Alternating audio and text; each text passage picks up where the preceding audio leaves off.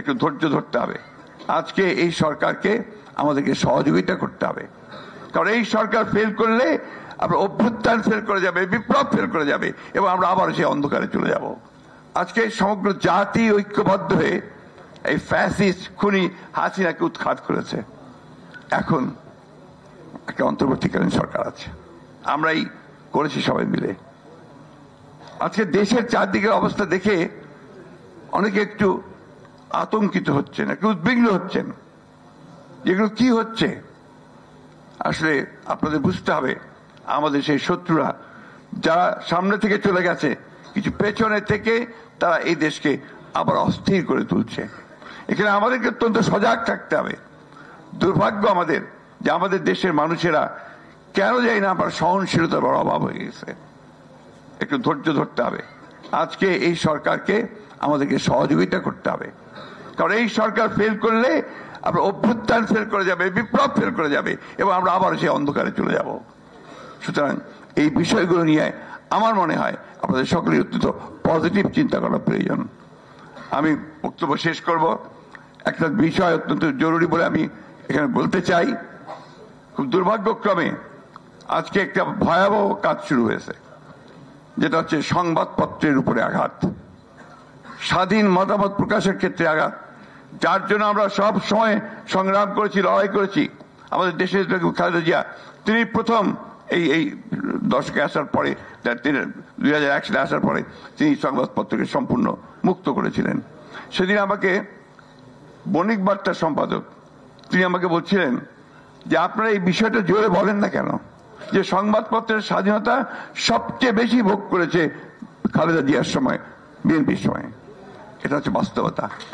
আজকে যখন আমরা দেখছি কিছু সংখ্যক হটকারী, কিছু সংখ্যক উস্কানিদাতা তারা বিভিন্নভাবে এই সংবাদপত্রের স্বাধীনতাকে বিঘ্নিত করবার চেষ্টা করছেন, ধ্বংস করার চেষ্টা করছেন, যেটা কোনো মতেই কোনো সচেতন মানুষের, দেশপ্রেমিক মানুষের মেনে নেওয়া উচিত নয়।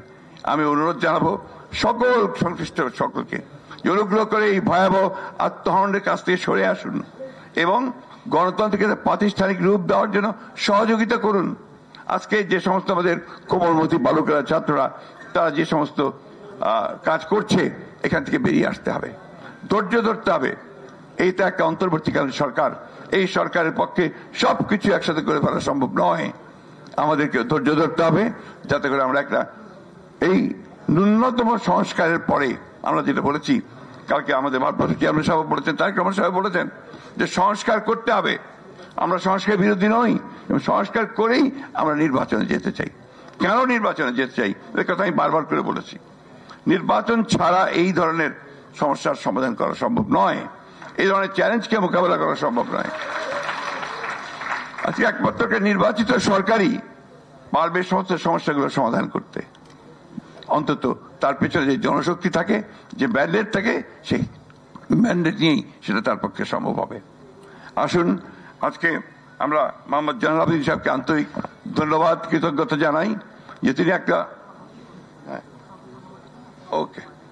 আমরা মোহাম্মদ জয়নুল আবেদিন সাহেবকে ধন্যবাদ জানাই যে তিনি একটা অত্যন্ত উপযুক্ত সময়ে একটা কাজ করেছেন, যেটা আমরা মনে করি ইতিহাসে এটা অবশ্যই থেকে যাবে এবং তারেক রহমান সাহেবের সঙ্গে সঙ্গে জয়নুল আবেদিন সাহেবের নামও ইতিহাসে থেকে যাবে। আমি খুব চেষ্টা হয়েছে জিয়া রহমানের নাম মুছে ফেলার, খালেদা জিয়ার নাম মুছে ফেলার, তারেক রহমানকে চিহ্নিত করার যে তারেক রহমান হচ্ছে খারাপ মানুষদের মধ্যে একজন, কিন্তু পেরেছে কি? এদেশের মানুষ কি সেটা মেনে নিয়েছে? এদেশের মানুষ তো আজকে আপনার তারেক রহমানকে তাদের নেতা হিসেবে জানে।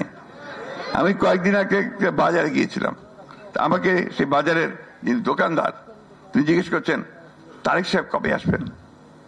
কেন, আপনার কি সুবিধা? উনি আসলে কোনো সমস্যা থাকবে না, দেশ ঢাকা শহর মানুষে মানুষ হয়ে যাবে।